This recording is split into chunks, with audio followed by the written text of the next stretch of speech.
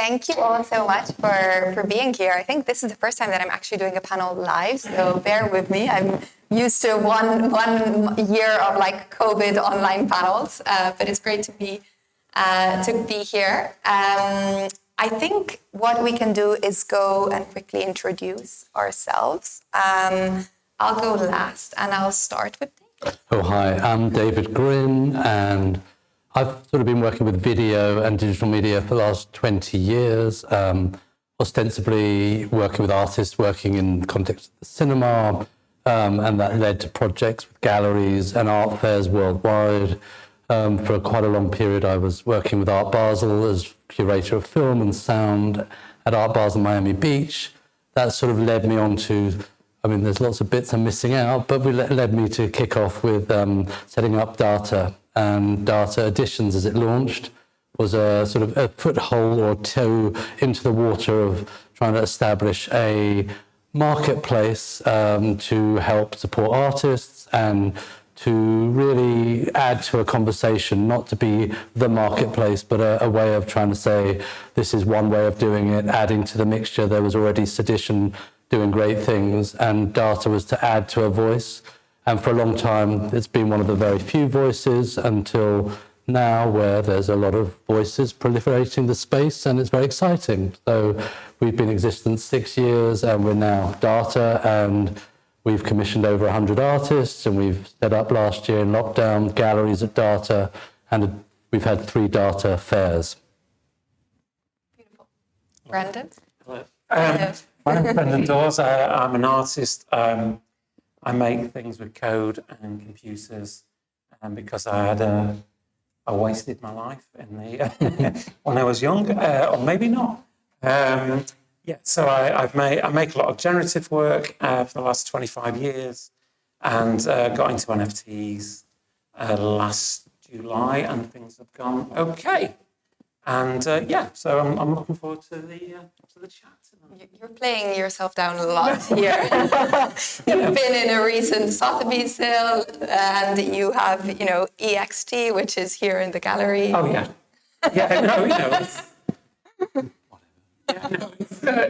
I've been lucky. I've got work in MoMA and Sotheby's, and so it's been good. But my mum is still very confused about what I do. As they should be, honest. I think they all are so confused. I think it's a common thought. Mir. So I'm a collector for the last 15 years, curator for the last 6. I run 3 art fairs in Volta Art Fairs, which are in Basel, Miami, and New York. And as of last week, I just curated the very first artist in residency to create and manufacture and produce NFTs, which was a collaboration between 3 industries, which was music, digital art, and the traditional art form, which was a follow-up to my first show that I curated 6 years ago, which was #Abstract, which was the first way in how we bought, sold, and researched art on Instagram. Amazing. And we'll go into all of the details that you all shared now a little bit later. Shelley. So I'm Shelley Mannion. I'm the Chief Product Officer at Verisart. So we're a pioneering art blockchain certification platform. So we've been working in this space since 2015. So definitely the first to kind of put art and blockchain together in the same sentence. My own background, and I guess also maybe the lens through which I've approached my work at Verisart, but also the NFTs is really in museums. So I worked for around 10 years at the British Museum, where I was the kind of founding program manager for a digital learning space for children and families. And then I moved on to establishing kind of the first digital product team at the British Museum, and first product manager, and kind of, then continued my career in product management, particularly focusing on businesses and products that allow people to express their creativity. That's always something that has been an overriding kind of theme in my own sort of life and the things that I enjoy working on. And so I think I'm delighted now to be working at Verisart, where really kind of supporting artists and creativity is part of the DNA of the company. So really interested to see how we can continue to develop our own platform in order to support artists that are working in NFTs. Amazing. I'll finish off with myself. My name is Micol. I'm the founder of Vertical CryptoArt, which is a media hub dedicated to crypto art and NFTs, and it's been kind of started pretty much a year ago, and dedicated to storytelling a lot of artists and doing a lot of panels, meeting a lot of people, building a community around like crypto art, which has been super fun. Okay, so I guess, the kind of like the general topic around today, around the discussion, and it's an open discussion, so like feel free to chime in with your questions and comments. And if we have people on Zoom, like happy to take questions on Zoom as well. So it's collecting NFTs, the hows and the whys. I guess, I'm pretty sure everybody has a bit of experience in collecting NFTs. Maybe Kamir, I'll start with you, since you presented yourself as a collector. So I'd like to kind of like, ask you the question, like, how did, your experience into collecting NFTs start, and how did you find it? Like, how was it? So this is a very interesting point because I haven't collected NFTs yet. Oh, no. But I am very much on the forefront at the curatorial side at the moment. I'm researching a lot into it. I'm actually in the process of setting up an NFT fund to collect NFTs. So actually, again, this whole world has exploded upon us about a year ago now. So we've been really trying to research and find ways on how to, make this art more accessible to other collectors. And I guess, sorry, as a follow-up question, coming from maybe a traditional art perspective and having collected, traditional art, what are the ways in which traditional art collectors like yourself are seeing the space, and also like what are the, some of the maybe concerns, what are the thoughts around this new medium? Sure. I think the biggest fear that people have is, and I think this is the biggest joy, is that it makes art more accessible. People are producing art a lot faster, and people are purchasing art a lot quicker. And what, as a fair director as well, all our aim is to make art more accessible. The traditional art world, we've always had the gatekeepers, the galleries, the auction houses trying to tell you what you can buy or can't buy, or what you should buy. And this really has made it into a collectible space where everybody who buys it really buys it out of the joy of liking the art that they purchase. Okay. Any thoughts on this? I'm pretty similar to, I don't collect art anyway, so I haven't got a collector head, but I do work with collectors, and obviously I've seen the explosion, and it was sudden, and I've deliberated for like 7 years of entering the space, and I've always resisted because I always struggled to sell in dollars. So the idea of crypto was always a bit like, a thing I would not even know where to go, and I just saw the explosion, and I've still been sort of working out how we fit into it, because obviously we do, but it's sort of, I haven't got the ability just to jump in and, have to evolve, work how the artists want to do things. It's always, for me, artists first, and, trying to make sure, we do it in the best way with them, and seeing how things are going on looks great, and I'm really excited by this buzz. Buzzes are really vital. It doesn't mean buzzes are always good. Doesn't mean technology is always good just because it exists. So I come from that school of thought. Just because it exists, it doesn't mean it's good. But it's got the excitement and buzz of the thing that you sense has the potential for good. And I've seen some good in it, and I know artists who want to work with it. And I guess I'm weighing up. I'm now very middle-aged, so I've got experience of knowing not everything works out. So, and even if it does work, it might suddenly drop. And so, getting the language right, the semantics of it, it's a very language-based thing that seems to have got the excitement. And that, again, is feeling it, not just going into it because it's a craze. And, but I've used the word a lot of excitement, but, I've been waiting for it for 20 years of being involved in the digital world I kept on saying any talk like this, can't wait for there to be a marketplace that booms, and it's now there, but like, you know, now I'm feeling like, oh, scare, fear, but, you know, it's exciting, that fear. You know, fear is, you know, and excitement are very similar things, so I'm in that space. That's really interesting, actually. And you recently also did your first kind of NFT drop with data, right? Yeah, we tried something out, just, you know, we had a lot of approaches and I resisted a few, and probably a mistake because some of those companies have launched and become very busy.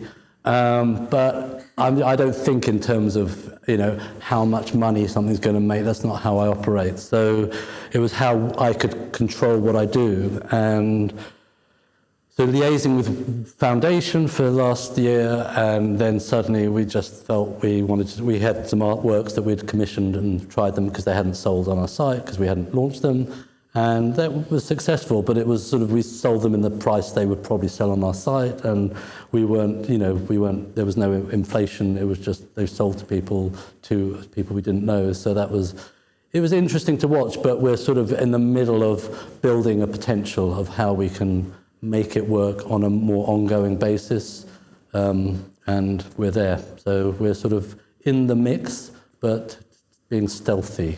I feel like I'm going to be vague, but I am.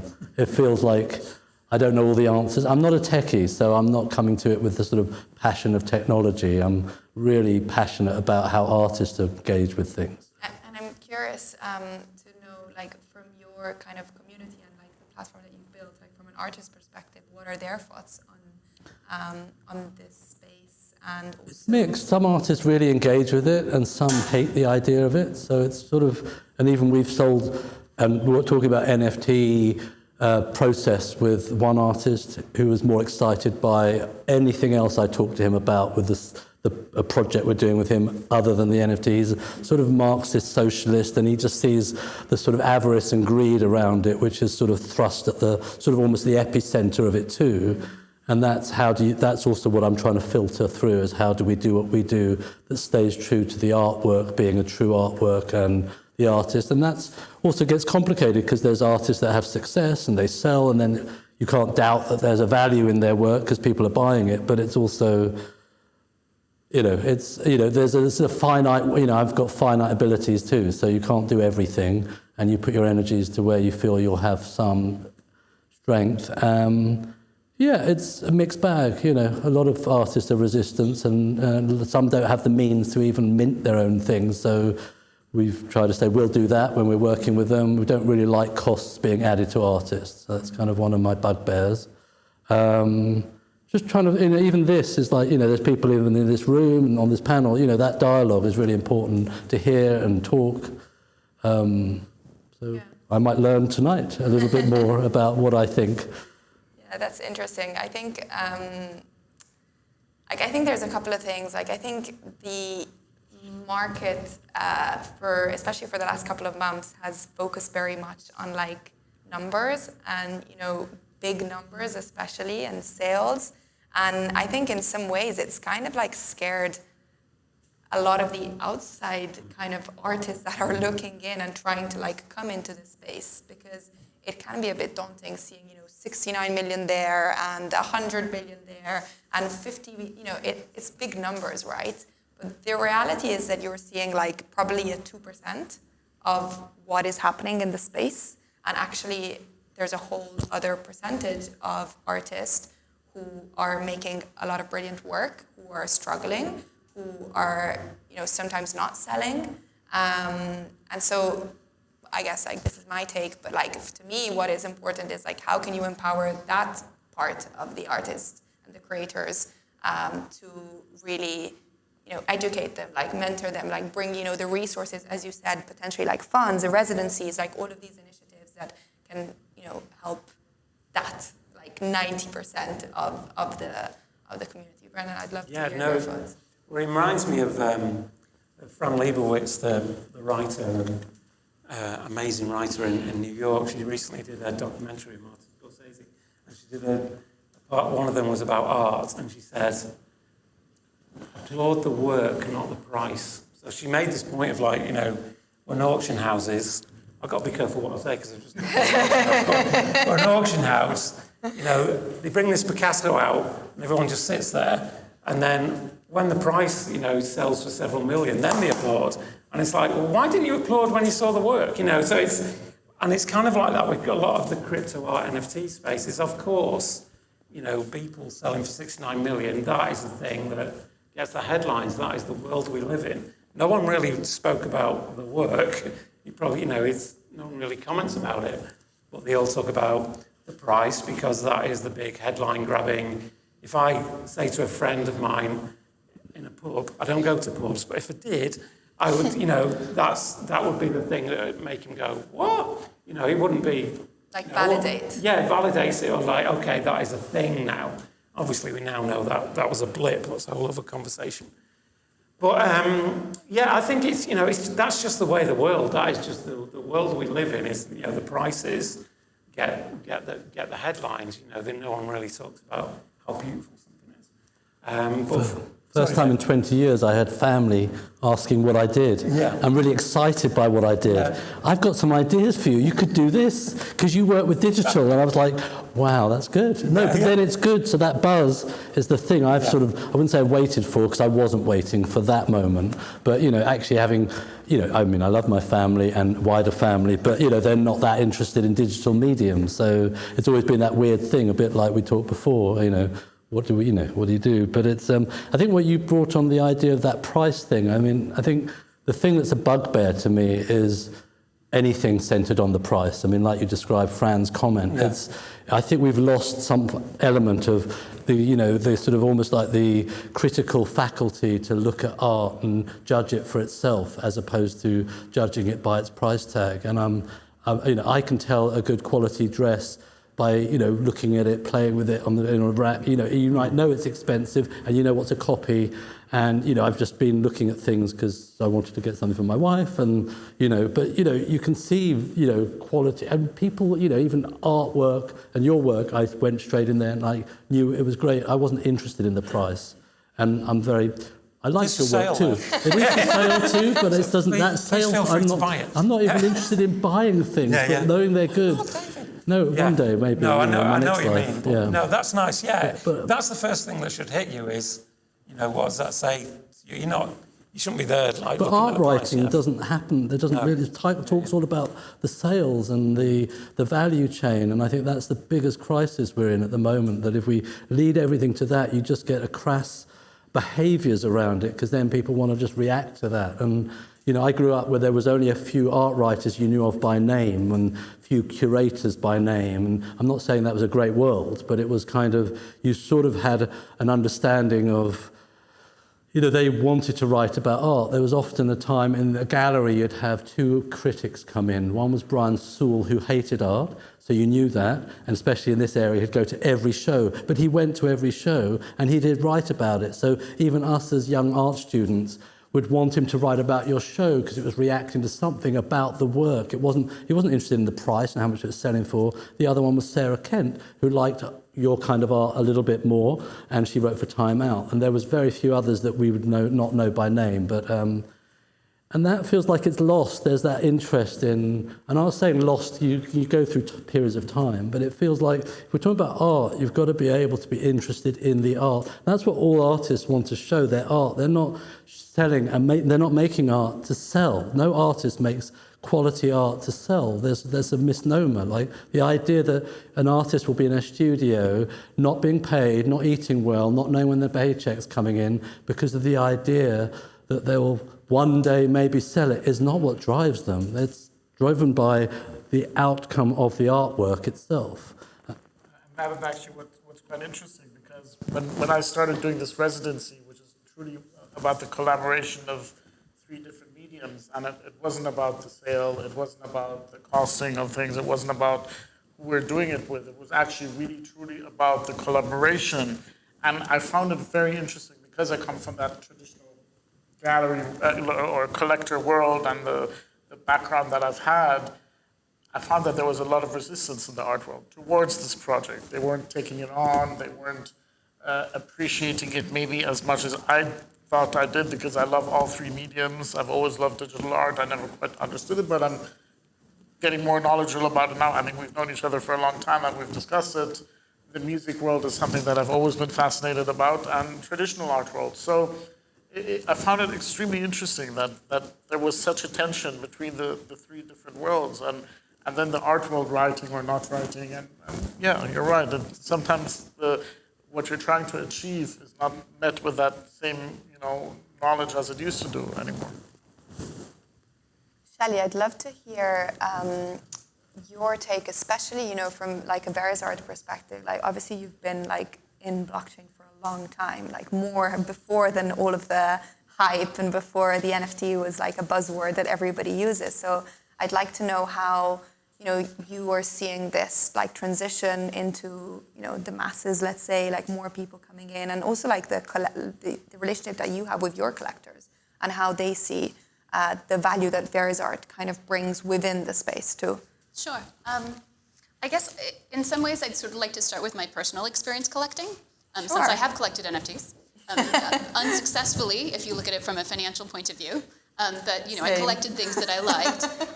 I think though when Verisart became really interested in supporting the NFT community, and particularly in allowing artists to certify their NFTs, to create certificates for them, then part of I guess what you do as a product manager is inevitably you have to make sure that you understand that experience as best you can. So I started collecting, and I started kind of going on these different marketplaces and trying to understand what it would mean for me to start an NFT collection, because I was quite interested in doing that. For better or for worse, I completely take your point. As a sort of budding collector, it is really about the money, right? To a degree, right? I can't separate out, in some sense, what I'd like to collect from the practical realities of the fact that I have to be able to afford that. So I think when I started, looking, seriously at collecting NFTs several months ago, I thought, oh my gosh, this might actually be a place where I could finally realize my dream of becoming a collector because of the fact that the prices were low at the time that I started looking. And so I thought, okay, so let's kind of put together my sort of collecting strategy. Like this would be maybe my price range. And, I would be looking to see what other NFT collectors and, in fact, other NFT artists have collecting. Because I do think one of the interesting dimensions of this community is there's a lot of collecting by artists.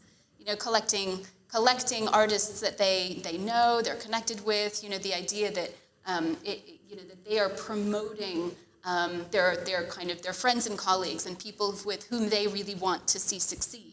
And it feels like artists really have a much greater role in the collecting community here, within NFTs than I'd seen in other contexts. So anyway, I sort of set up my rules, and I said, okay, my strategy, and I thought, okay, one rainy weekend, I thought I'm going to start, and I ended up, missing the boat a little bit, right? Like I bought something on Nifty Gateway, right? Of course, which is the easiest place to get started, because another one of the obstacles to collecting in the NFT space is just dealing with cryptocurrency, right? And you hear this again and again, not just from collectors but from artists, right? The complexities about setting up your wallet, understanding how to manage it, understanding how to manage your cryptocurrency, and so on, right? These are genuine challenges, I think that are present for both collectors and artists. But certainly, I bought on Nifty Gateway, and I thought, oh gosh, now I'm in, right? Like, I'm in it, which was quite exciting. And then I sort of continued, and I think I definitely got caught up in kind of that wave of excitement, that we saw back in March time in particular. Like, I think about it a little bit like, I'll use an American sports reference, like March Madness, right? It's sort of an NBA thing.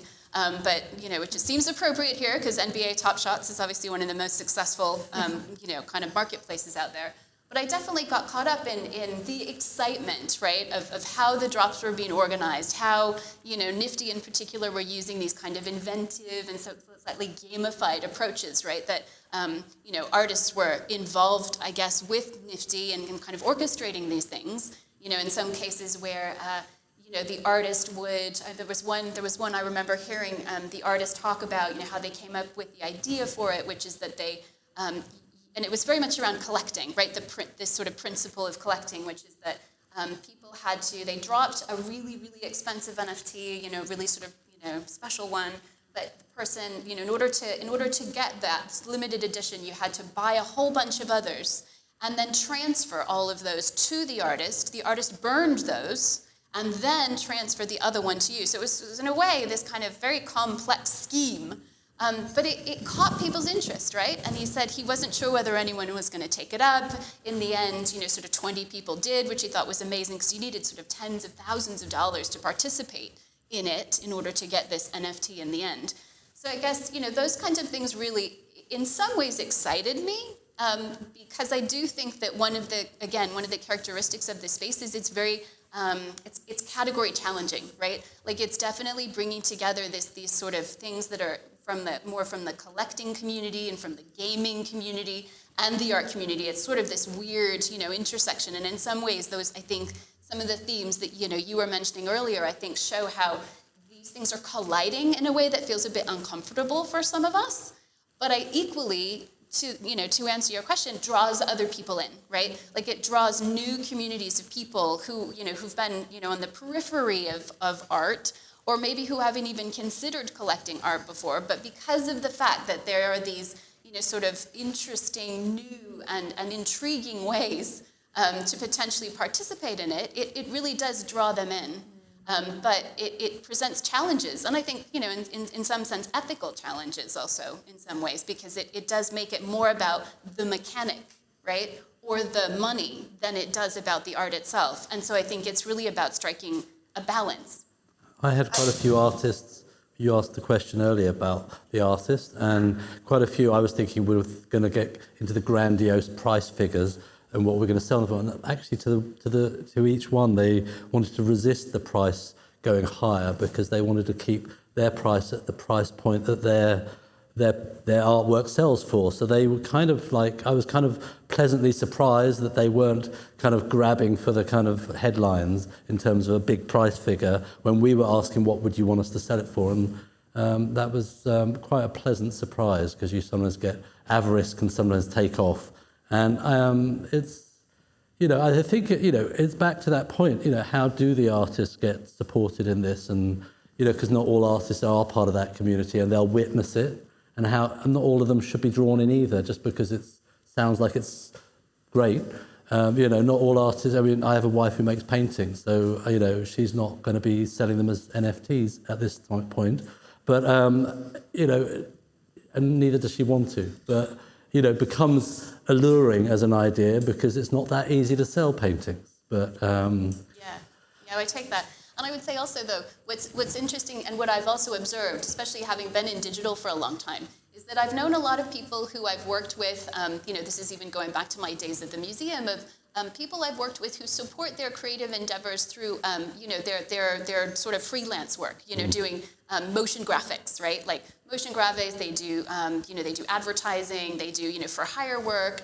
But interestingly, what I've seen, and I mean, Beeple is a perfect example of this, right? But there's actually a whole community of people who were similar to him, who were working ordinary jobs, right? And sort of doing art on the side. But this has really pulled them. It's shifted things for them, right? It's shifted things around for them so that they now are beginning to be able to view themselves and their creative practice as being the way that they sustain themselves and their families.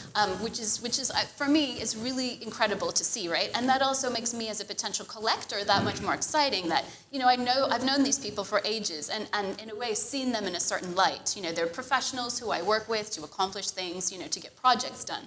But actually, to then see them really almost take ownership really of that creative practice, right? And say like there is a place for me to be able to be financially viable as an artist. Is incredibly exciting. It makes me want to collect their stuff, right? Yeah, no, I think you have to be I think all artists have to pretty much be dedicated. The artist that 6 days a week is doing the day job, and on the Sunday or whichever day they choose, or the evening, it's really hard, to be able to. And that's actually what a lot of collectors will look for, that the artist is dedicated. And I'm looking for those artists. Not that the struggle's good, but the struggle is intrinsic to making good work, I think the beauty of this whole thing is that it gives the power back to the creative, and it makes it more accessible for the creative, for the artist. But I also do think that on a lot of these platforms, I think there should be some sort of curatorial angle to it, because sometimes they do accept anything and everything that goes along. So you will have to, let's say Ocean, you go through all of them there, and it takes a while to see what you like or what you don't like. But no, the beauty of this whole industry is it gives that power back to the creative that everybody's been talking about. What happens if your piece sells? Once you sell it out of a gallery, once you sell it out of your studio, you never see any kind of returns back.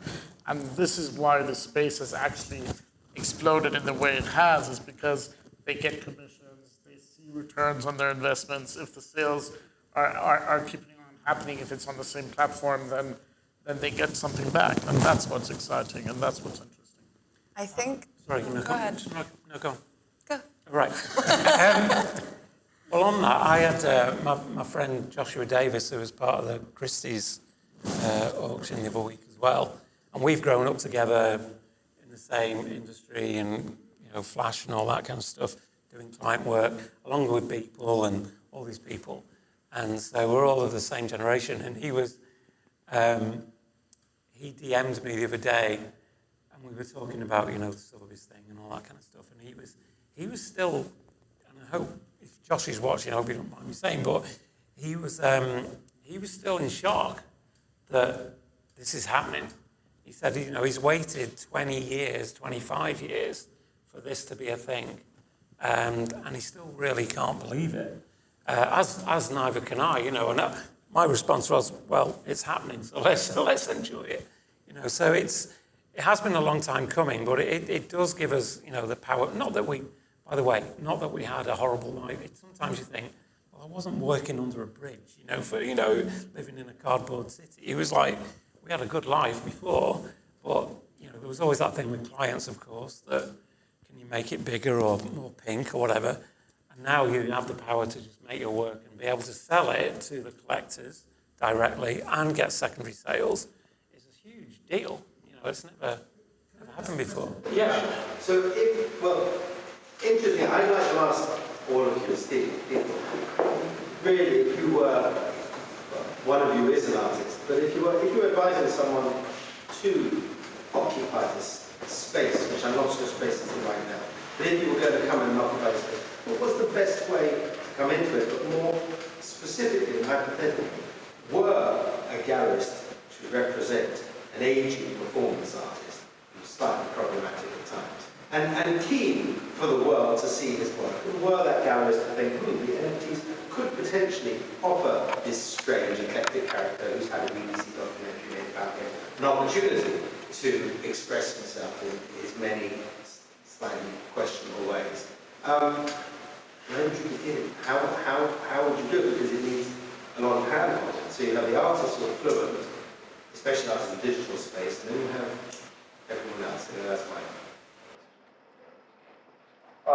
I think first you can talk to a digital artist who can transform the craft that he has onto a digital space. Then you have to talk to the gateways. It almost is a lot harder than one thinks. For example, Digital Gateway, actually we're doing our job with Digital Gateway on July 21, and for us to talk to them, they were telling us at the beginning that there's a 12-month waiting list to even come onto these gateways. So it's almost like an auction house in a sense that if you don't know the people or want to negotiate, depends on which auction house you're talking to. Other gateways are a bit more receptive to different fields. It's finding a great art. I think the gateways do love to work with a great digital artist, and then transforming that media, and then talking to them almost before you found the artist. And then. I think if I can add, there's a lot of nuances in the space, and I think here we're just talking about gate-kept platforms. There's a whole world of open marketplaces that is very intrinsically part of crypto art, and it's actually where it all really started as a movement, the possibility of essentially minting and tokenizing anything and everything. That is the movement of crypto art. Artists I'm gonna quote Robness, Max Osiris, people who were just literally tokenizing because of the art of the tokenization. Because essentially, NFTs is a medium, like it's not an art form. Like I'm very much of the idea that NFT is not a genre of art. NFT is a technological medium by which you are putting art on the blockchain. And so as Nifty Gateway is probably the most gate-kept platform in the space, but you have SuperRare, another big gate-kept which Verisart works with. You have also Rarible, which is a completely open marketplace. You have OpenSea, which is a completely open sea, as the name. You have Hiket Nung, which is another open marketplace that works on like alternative blockchains. And you have many, many, many, many more. Like I could, have a list. Like essentially, there's more, I think, platforms than artists at this point. It's like it's huge. And actually, to your point, I'm not sure. Do you say that it's a performance artist?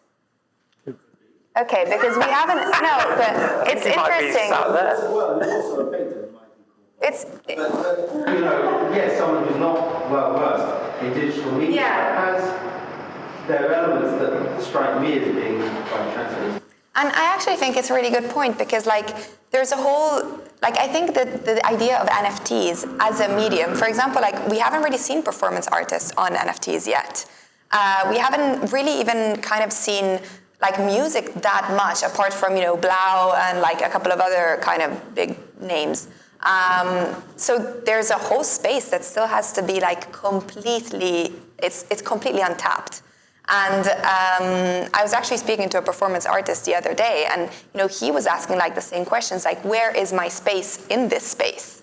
And to be honest, I think like the beauty of the space is that you can create the space because it's so open that you can do whatever you want. So you don't necessarily have to go to Nifty Gateway. This hypothetical performance artist could be the first real performance artist. Absolutely. To occupy the space potentially for a very small audience as in the real world, but still. Yeah, and you like my kind of take on this is that you don't have to go to Nifty Gateway to be successful in crypto art, or to success is a big word, I guess. But like to have a space, there's a lot of open marketplaces out there, and which have a lot of volume, more so than others. So what is he? So the creative part, maybe. So what does he do? So this is all about the space, the format, the marketplace. So that's his content. From a performance art point of view, one of the interesting things that's happening now with NFTs is how people use the technology of NFTs in the arts. So a smart contract might change the art in some way. So very simply, it might change the colours. Or the smart contract, you could change the colours or make it do different things. So there's quite a lot of sophisticated things you can do that is happening in that space. So it strikes me as, from a performance art point of view, how can you bring the technology of the smart contract, for instance, into this hypothetical person's work? Because that would be the fusing of those two worlds. And then, of course, you need to, if you do go on OpenSea and things like that, one of the problems you have, one of the good things about Nifty Gateway is they bring the audience, the traffic. OpenSea, you're in a sea of noise. So you need to build your audience, bring your audience. That's one of the difficult things with it, if you're on Rarible or somewhere like that. But it's certainly, I would think, how can you integrate, people call it being NFT native. So rather than just having an image, how do you integrate the technology in the work itself? So that might be an interesting way to do this. This hypothetical person is a stylist, but and might have fundamental, but I'm wondering about how to develop someone's practice. But performance does strike me as having a parallel, and particularly that one area is so difficult to. I mean, unless you're Marina, but it's difficult to commodify. But For the artists, they find it very. We also had to our residency program, we actually had a performance element to it. Our one of one will be the first in real life concert where the musician actually together with the artist are producing a piece on stage. So he's singing and rapping and the artist is making the art, and that will be minted into a one-of-one piece. So, yeah, it is possible. It is, everything is, I think performance is a very interesting medium that translates super well onto this space. And there's a whole world of the metaverse, which is a virtual world that is completely untapped yet, which performance plays a huge part in that. So potentially, how can you integrate performances into the virtual world? How can you ticket performances into virtual world? Like, there's so many ideas. I guess one other thing that I just wanted to raise in this context too is, again, this is very much from my kind of museum background and my interest in what as many of my kind of museum kind of former colleagues in my museum network have asked me, like, what does NFTs mean for museums, and are museums collecting NFTs, and like, what is the what's the potential kind of collecting strategy that museums could have for NFTs and so on. But anyway, it's the archive. If you think about, right, NBA Top Shots, which, again, is problematical, right, in some respects, especially when you need alongside, you think about it alongside these other, it's mentioned alongside these other platforms like SuperRare and, who are extremely, particular about what kind of art they show, right? So anyway, it's problematical in some respects, but on the other side of it, if you look at it, all it is a video archive. I mean, if you think about the number of video archives that exist out there, right, that nobody knows, they are just laying there, completely dormant, like nobody knows what to do with them. and really, all Dapper Labs seems, to have had the bright idea to do, really, is to take this kind of, extensive video library and to turn it into something which is, an incredibly popular way to collect these moments, right? So, I mean, hopefully most of you are familiar, but, they've taken these sort of little clips, of moments of things happening in NBA history, right? So, like, the shot that won the game in the championship, and turned these into sort of these collectible elements, right? And tradable. And so it really, again, it's sort of this intersection of if I look at it objectively, right, whether I think that it's, necessarily the right thing for people to be spending their money on or not, ultimately, it's an archive, right, that suddenly is one of the most desirable archives, that kind of we've seen. Mm-hmm. So I guess I really think that there is so much more about, kind of the things that museums already have, right? And also things that then augment museums' collections that really are interesting to explore. And so, but for example, one of the things that one of the NFTs that we worked with on our collaboration with SuperRare was Random International's drop of like the very, very first rendering that they did for their kind of installation piece, which is called Rain. And that installation now is has been collected by a couple of museums. There's one in Australia and by LACMA in the States. And so when I was talking to the registrar at LACMA, and she was like, "Oh, well, I saw that you guys were working with Random International on this kind of preliminary sketch that they did and turned into an NFT for one of their earlier works, right?" And she and I were very much, talking about what would it mean for museums to collect NFTs and what are the sort of implications and even the administrative challenges in collecting NFTs. But that is exactly the type of thing that museums really should be interested in collecting, right? Because it's adding to their, to their sort of the richness of the context and understanding that they have within their collection of something that they have already purchased, right? So yeah, anyway, just to say that in thinking about how to expand, right, the space and, the pockets that are yet unexplored, there are definitely some interesting ones. A couple of questions, sorry guys, for the audience. India and then... Sorry, this is just from a viewer on Instagram Live. An artist named Kerry said, "As an artist, I'm very passionate about my work, but in the current climate, it's very hard. Brexit and COVID to get your feet on the ladder. Slowly happening, but it requires relentless advertising, and it's very worth the help of publishers, but it's a really tough market at the moment. Do you guys have any tips?"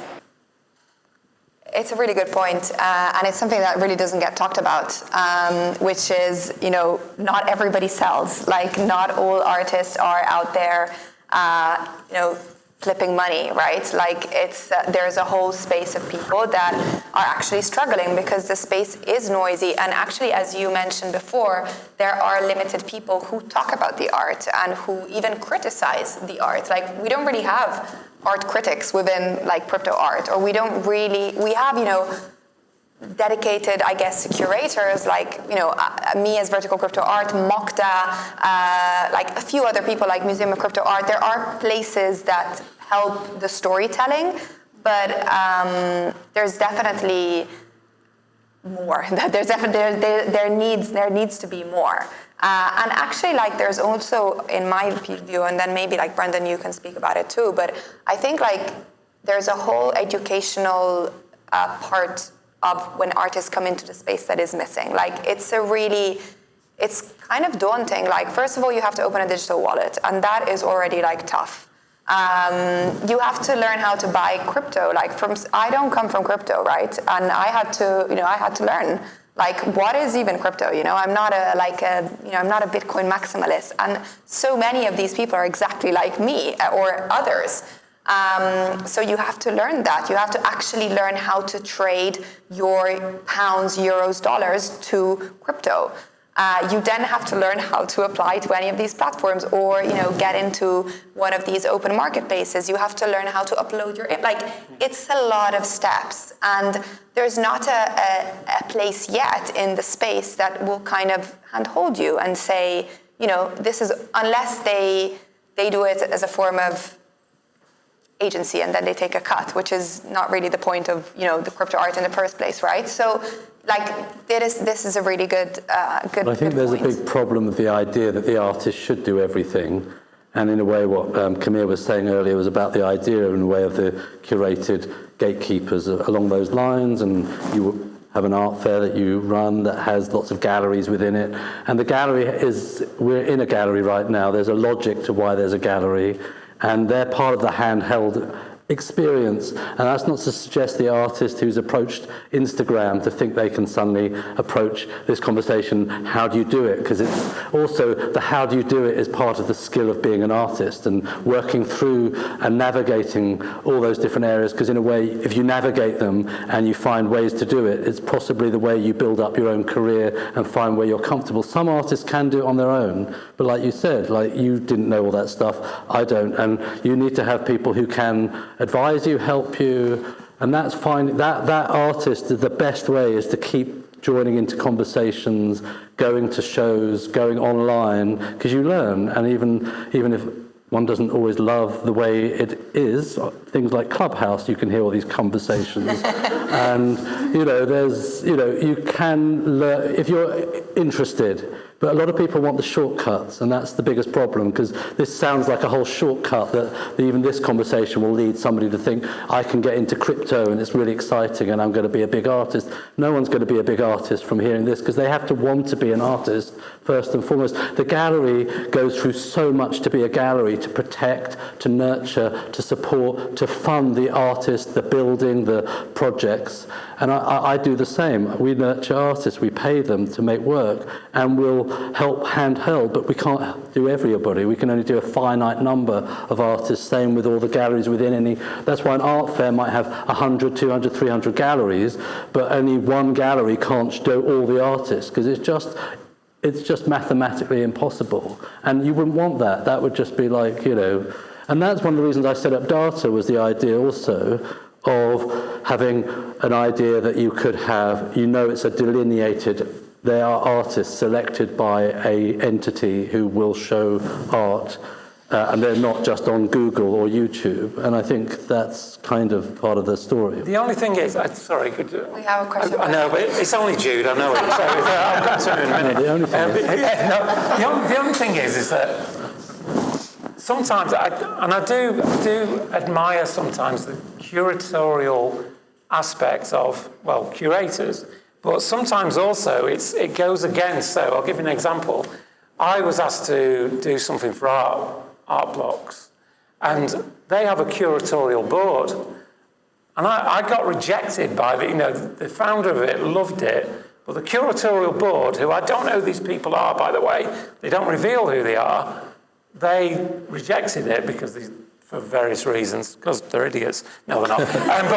And I said, well, I'm not changing it. This is the whole point of me being why I'm in this space. I don't need to change it for anyone. And yet they were asking for like changes. So it's almost like a client, I was suddenly in a client relationship again. I was like, but then I also step back and go, well, it's good that there's curation, because otherwise we just have a sea of crap. But maybe they're not really... But it's a dichotomy for me. Yeah. It's like, I see both sides. So I think the exciting thing about this world is the fact that you can do it on your own, but it's a lot of hard work, but it is actually possible. You don't have to go through a gallery. I know, I love this gallery, but you don't have to go through a gallery. That's the whole point, and that's what's exciting. But that's, some artists just don't, even like navigating, and some, there's the marketing, the payments, the being, and some just make great work, and that's all they want to do, and they don't write about it that well, but they make it great. And some take years to work out even where they fit into. I've seen artists who've learned how to speak about their work over years and learn how to write about it. You come out of college and everyone writes the same thing because they're told how to write a thing, but it's becoming, how do you nurture, because actually fresh is always exciting, but it doesn't mean it's good. And how do you evolve and nurture by having many platforms who can do that? That's, I've always wanted the many, and I always felt that I wanted competitors to what I did, because I felt there was proper marketplace potential. Now I'm a little bit overwhelmed by the volume of them, so could stop it now here, please. The competition's great. It weeds out, even with artists. You're competing to be seen and to be, and it's those that put their foot forward, and it's actually the risk of being an artist is sometimes about being. It's a human experience, nothing digital about being an artist. And the idea of going out there, hustling doesn't have to be bad. It's about connecting, networking, talking, being seen, because you can't really be hidden, otherwise no one knows you exist. The idea of the artist in the garret doesn't genuinely exist. And it's actually, that's part of the chemistry of what is a good artist. And even the artist that you were talking about, the fictitious performance artist, they have to want to be, you've discovered, actually, I lie, because you're one of the people who've discovered, probably most of your work is discovering artists who are probably in their garrets or were, smaller venues than that. And that's been amazing too, but you've built up something amazing through that. But that took a lot of effort for you. You've had to build up. People still, you're the exception. You're ruining my whole headspace there. But he's the outlier. They're not in garrets. Not garrets. They're sometimes little garret. What? Bunkers, garrets, garages, whatever. But you're sort of exceptional in what you do. But all right. I know that Cami has to leave pretty soon. But yeah. I guess the short question would be, how much do you agree with the medium is the message type concept? And I guess maybe to sort of, as a Kickstarter to that, I was reading about modernist cuisine recently, and it was interesting how that was disruptive in the sense that it wasn't about having ownership in a restaurant other than like a gallery or a salon. It was about saying that it's about the pride of being the innovator and moving the bar forward in understanding technology, the relationship with food. And so I guess my questions come back to it, so as you as artists and curators or almost like DJs, how much do you feel, the innovation is changed through the lens of things like smart contracts, the ownership, the, different nuance of how it transacts? How much does that permeate what it is to create, to where we started, the value? Well, it's another material, isn't it, to work with? And that's always been the case. If you look at, the Bauhaus, that, they decided that it was also, but technology was a big part of the Bauhaus, and which came from, by the way, the First World War happened, and, there's this big upheaval, and then this thing happened in the same way that the pandemic has happened, and NFTs has happened. I think there's a direct correlation. But, technology-wise, you think, right, okay, now we've got this thing called smart contract. How can we use that in the same way we might use Paint or Pixels or VR, AR, blah, blah, blah? It's just another medium in the mix to go, well, okay, that opens up a whole new realm of possibilities that this work could not exist in any other way apart from as an NFT. That stuff's kind of really interesting, and we're only just getting started on that. So that's where technology for me plays a part. And I guess if I could ask quickly, do you feel that there's a new paradigm or opportunity to say that, you know, the value isn't just beholden to one person? Because I mean, for me, the exciting bit is it's decentralizing the ownership. That's what so much of the blockchain philosophy is about. How does that affect what you create? Do you create singular things or multiple things, or as it were, a jigsaw puzzle that only makes sense when everybody puts the pieces together? Yeah, well, I think you can create one of ones, but you can also multiple editions. I think you might, you know, do it across the board. I like the Tom Ford model of when he was at Gucci. He was like, I can do couture, but I can also make as a perfume for 30 quid. Everyone can buy into the Gucci brand, you know, at different price levels. I think with editions, it's kind of like that, which is what the Nifty Gateway model was originally, and now they've ruined it, by the way. But I'm not so sure so many artists want their works broken up into little bits to sell, and how you can... I mean, obviously there's solutions that people invent, but often the technology, I personally don't believe in the artist being led by the technology. I like the artist. The best artists I've seen work with technology is because it makes sense for them to use it, and they believe they can do something with it. The technology, you know, is sometimes that's all it is. And, you know, our tube of paint is just in a nice tube of paint, and squeeze it out, it doesn't make a great painting. It's how you do it, how you work with it.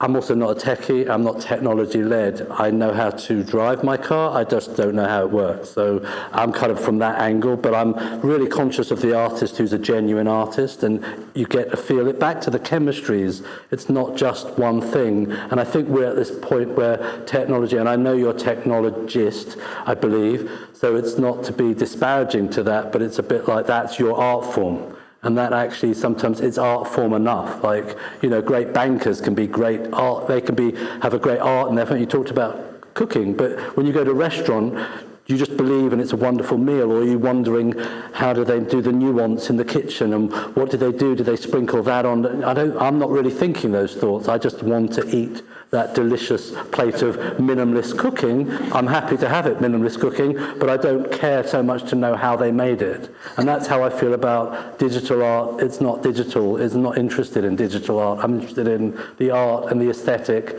and I guess the aesthetic is the thing I'm looking for. You know, I have a laptop, but I don't know how it works. So I guess is it helpful to run with that metaphor of dining, that irrespective of whether you care about the molecular science, your experience is different if it's brought to you in isolation or whether it's with a group of people, be it friends or strangers. And I guess with that metaphor, I'm saying, how does that affect and permeate the art world? But that's why a residency as such, that what I just did is exciting, because you are mixing in these different ingredients together to create one form of art form. And that's the beauty of this world, you know. You don't just have to be a technologist or an artist. You can actually be an artist and a technologist working together to create one piece of art. And that makes you an artist collective. And that's the beauty of this industry, which is really about opening it up and making it accessible and making the art speak for itself. And as a collector, as someone who's involved in the art world on many different angles, this is what we do. We just try to make art more accessible for people to purchase, to buy, to love, to collect, and to, show.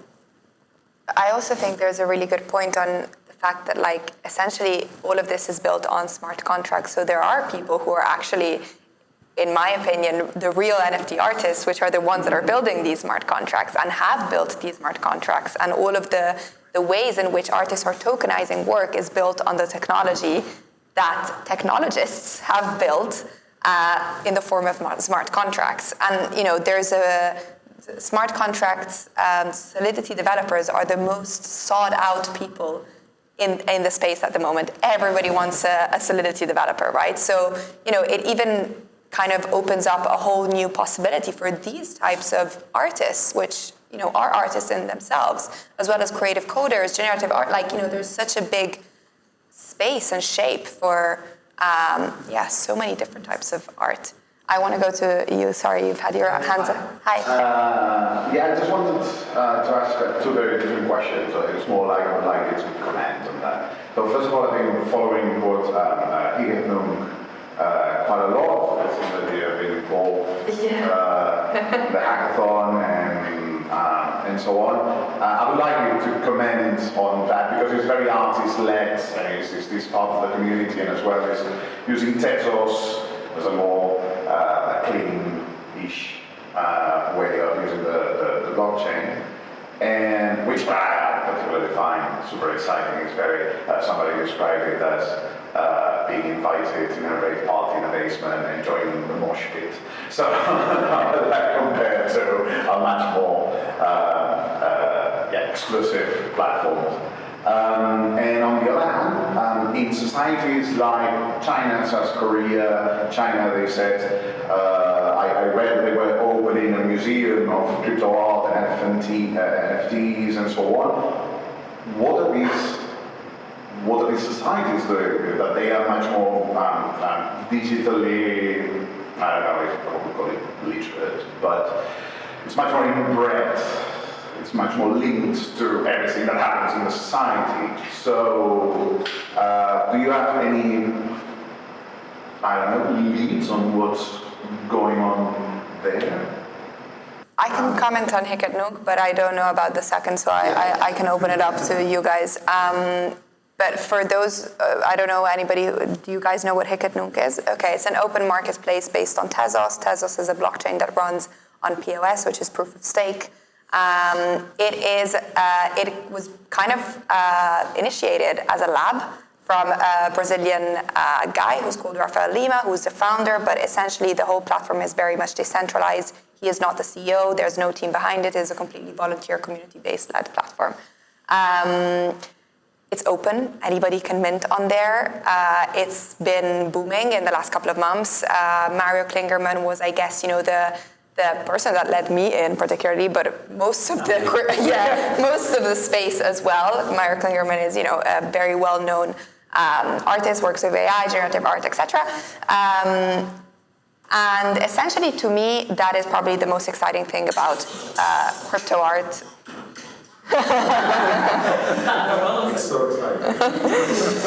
To me, it was a really interesting movement. As you said, it is pretty much a basement of people kind of coming in together and really changing the dynamics of the whole market, because it changed the dynamics of the whole market. People started doing 10,000 editions at 1-2 Tezos. Bear in mind that 1 Tezos is currently around $2 as of today, or maybe even less.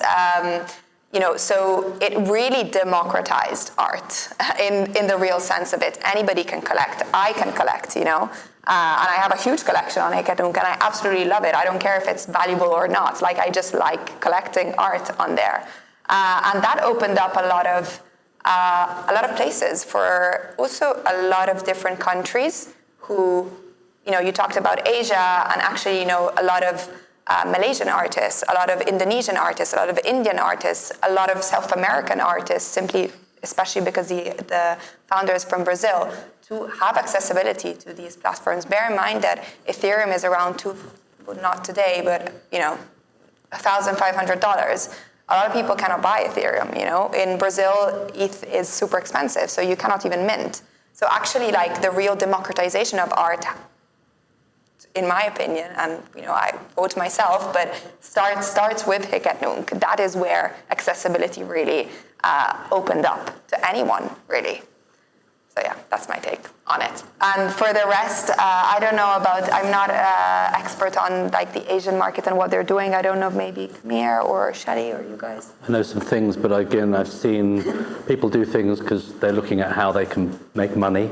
How a lot of the museums you talked before, they were scared, whatever the other word would be, but they were scared of anything digital. In the last 20 years, I've been talking to museums, and now they're not so much, because I think they're looking at ways in which they, look, put it bluntly, when you have greater value, everyone gets excited, and that is not necessarily good, but that's the way this is a marketplace, and marketplaces are led by value growth.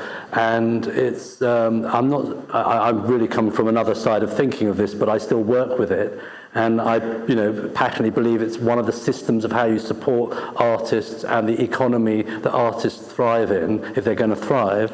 But people get, it's like curators start getting excited in artists' work when they see that big collectors are buying it. They might not have done beforehand. Not always curators are like the discoverers of great talent. They get led too by value, even if they're not buying it per se. And museums start being more interested if they can see that they can build a value in their museum, or how do they protect it. That's also really interesting with the smart contracts and contracts, full stop, which is new. In a way, the idea that you can protect stuff is also interesting. I've never been that interesting because I've never had anyone want to steal anything. So now there's possibilities because it's got value. So that's sort of what I've been waiting for, is value growth, because then you get interest even from those family members who, are showing interest in the thing because they see all the news articles about, 60 million and whatever. And I think it's a mistake. I mean, I'm not suggesting it's good, and I really do think it's a mistake, because anything that shoots up can also drop, and people get bored and they go to the next thing, as opposed to if you're based on aesthetic, the aesthetic is still there in 20, 30, 50, 70 million years. So it's kind of, that's my view. It doesn't mean I'm right just because I think it. And so I probably will struggle with that view because it doesn't always lead to money. But, it is, anything you see behaviors, and that's, an artist, like we talked about, are looking at how they can tap into that, and we're going to repeat that, but that's going to be an audience here who will look at how do they fathom it. And I think there is opportunity, which is always, the open door. Just picking up on one of the themes that you mentioned now, which is about protecting your investment, right? As a collector or as a museum, you ideally want to protect your investment, and I do feel like there's a little bit of a misunderstanding on the part of some collectors that somehow, simply because of the fact that it's minted as an NFT, that somehow it is therefore protected, or it's really, these things have exactly the same preservational challenges as any type of digital art, right? Like, I mean, I think it seems quite short-sighted to me that there's very little conversation about what, how the smart contract is constructed. If you think about it, like, I mean, we're starting to see that a little bit now. Like, I've noticed with some of the more recent auctions. I'm not sure if it was the Christie's or Sotheby's sale, that there was a little more thought, sort of put into what, actually how is the smart contract itself constructed? What is the digital asset? What is the, the resolution of that asset? Is it stored on IPFS, which is the interplanetary, file system? Like, is it stored in a safe place, or is it stored actually, in the case of Nifty Gateway, for example, all of these things are really stored on what's called a CDN, which is basically a place where kind of a private hosting platform, right? Which means essentially that if they then decide to host it, somewhere differently later on, then actually my collection on Nifty Gateway could be valueless, right? I mean, I could literally, the pointer which sits in my NFT to that asset, Nifty Gateway have control over that, right? And they could revoke it at any time or change things around, or if Nifty Gateway, ceases to exist, then that puts my investment at risk. So I do think in terms of collecting, there's still a lot of work to be done, in terms of educating, both artists and collectors, and about the risks associated with collecting, and also about the need the need to preserve their investment. It isn't assured, right? But my point really is about now museums are starting to make the effort. And they're also looking at how could they raise money, because there are obviously issues currently around, who's patrons and how do they get money, especially in tough times. And so they're seeing value chains, or how you could organize auctions with NFTs that will bring in sudden wealth and riches. And that's great. I think back to people make effort now, and that's what I've been missing for so many years. I've had people who I've offered artworks to for free, and they didn't want to take it because they didn't really know what the value was. Now they'd probably be knocking or, scratching down the door, but, they're not being offered it. But it's, it's where we're at, so. All right. Sorry to cut you off. I'm conscious of time. But yeah, thank you to everybody. I don't know if we have any final closing remarks or, I mean, from my side, I think it was a really nice conversation. I think you touched on a really good point, Shelley, around like technology and like on/off-chain IPFS, which I think is like a whole other topic. Happy to talk more about that, and it's very important. Oh no, 100%. I think I've been doing a lot of talks on vertical crypto around this, so I'm 100% on this. But yeah, let's keep chatting about these things. I think it's super important. Thank you for hosting. Thank you. Thank you, Mila.